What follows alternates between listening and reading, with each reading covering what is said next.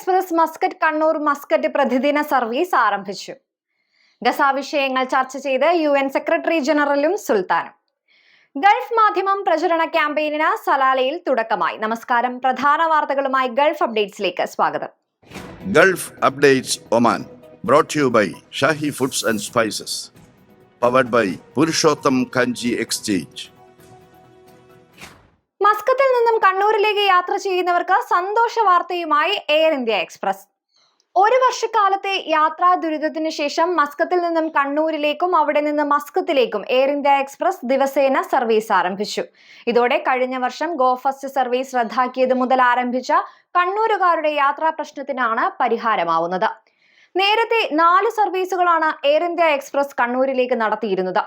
യാത്രക്കാരുടെ മുറവിളി വർദ്ധിച്ചതോടെ അടുത്തിടെ സർവീസുകൾ 5 ആക്കി ഉയർത്തിയിരുന്നു.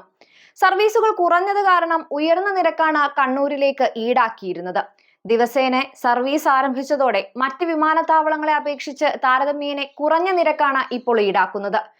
സ്കൂൾ അവധി അടുത്തതോടെ മസ്കത്തിൽ നിന്നും കേരള സെക്ടറിലേക്ക് സർവീസ് നടത്തുന്ന എല്ലാ വിമാന കമ്പനികളും നിരക്കുകൾ കുത്തനെ ഉയർത്തിയിട്ടുണ്ട്. കണ്ണൂരിലേക്ക് എയർ ഇന്ത്യ ദിവസേന സർവീസുകൾ നടത്തുന്നത് കണ്ണൂർ, കാസർഗോഡ്, വയനാട്, കോഴിക്കോട് ജില്ലകളിലെയും കർണാടക അതിർത്തിയിലെയും യാത്രക്കാർക്ക് അനുഗ്രഹമാവും. അതേസമയം പ്രവാസ ലോകത്ത് എയർ ഇന്ത്യ എക്സ്പ്രസ് ബഹിഷ്കരണമടക്കമുള്ള പ്രതിഷേധവും ഉയരുന്നുണ്ട്. ഒമാനിൽ 3 ദിവസത്തെ സന്ദർശനത്തിനായി എത്തിയ UN secretary general Antonio Guterres Sultan Haitham bin താരിഖുമായി കൂടിക്കാഴ്ച നടത്തി.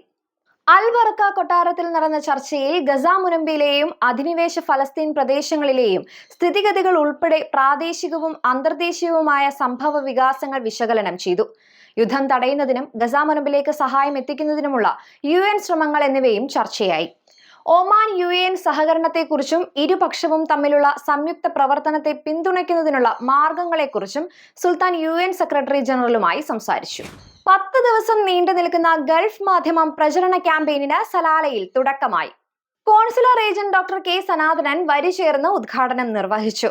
ക്യാമ്പയിൻ കാലത്ത് വരി ചേരുന്നവർ 55 റിയാലിന് പകരം 39 റിയാൽ നൽകിയാൽ മതിയാകും. 16 റിയാലിന്റെ സമ്മാനങ്ങളും കുടുംബമാസിക 1 വർഷം സൗജന്യമായി ലഭിക്കുകയും ചെയ്യും.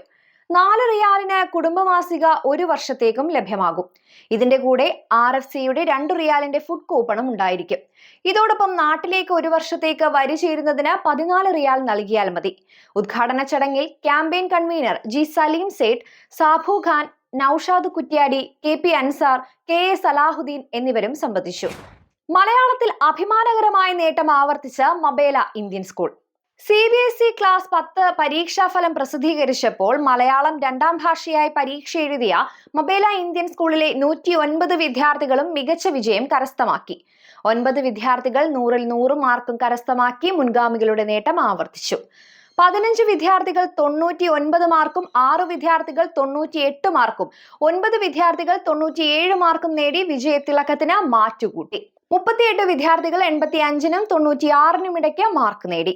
പ്രവാസ ലോകത്തെ വിദ്യാർത്ഥികളെ സംബന്ധിച്ചിടത്തോളം CBSE പരീക്ഷയിൽ മലയാളത്തിൽ 100-ൽ 100 നേടുക എന്നത് കുറച്ചു വർഷങ്ങൾക്ക് മുൻപ് വരെ ഏറെ പ്രയാസകരമായിരുന്നു. എന്നാൽ ഭാഷയെ നെഞ്ചേറ്റുന്ന അർപ്പണബോധമുള്ള അധ്യാപകർ പാഠ്യഭാഗങ്ങൾക്ക് അപ്പുറം മലയാളത്തിലേക്ക് കുട്ടികളെ ആകർഷിക്കുന്ന തരത്തിലുള്ള പാഠ്യേതര പ്രവർത്തനങ്ങൾ, അതിലുപരി രക്ഷിതാക്കൾ, മസ്കറ്റിലെ സാംസ്കാരിക കൂട്ടായ്മകൾ എന്നിവരെല്ലാം മലയാള ഭാഷയ്ക്ക് ഉറച്ച പിന്തുണയുമായി രംഗത്ത് വന്നതും കുട്ടികളെ മലയാളത്തിലേക്ക് അടുപ്പിക്കുവാൻ കാരണമായി.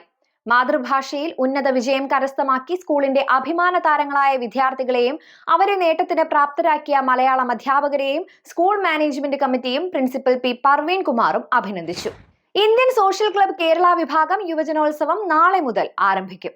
Indian social club Oman Kerala വിഭാഗത്തിന്റെ ഈ വർഷത്തെ യുവജനോത്സവ മത്സരങ്ങൾ നാളെ ആരംഭിക്കും. ദാർസൈറ്റിലുള്ള ഇന്ത്യൻ സോഷ്യൽ ക്ലബ് ഹാളുകളിൽ വെച്ച് മെയ് 17, 18, 24, 25 തീയതികളിലായാണ് മത്സരങ്ങൾ സംഘടിപ്പിക്കുക.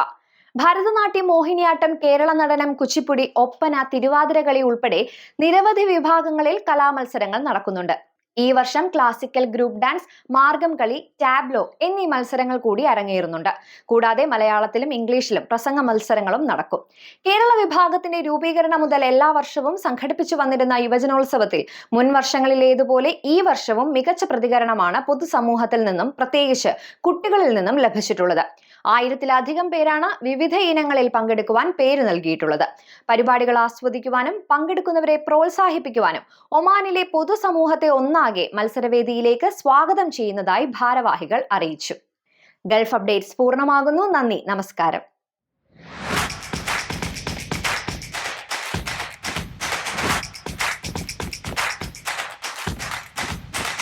Gulf Updates Oman, brought to you by Shahi Foods and Spices, powered by Purushottam Kanji Exchange.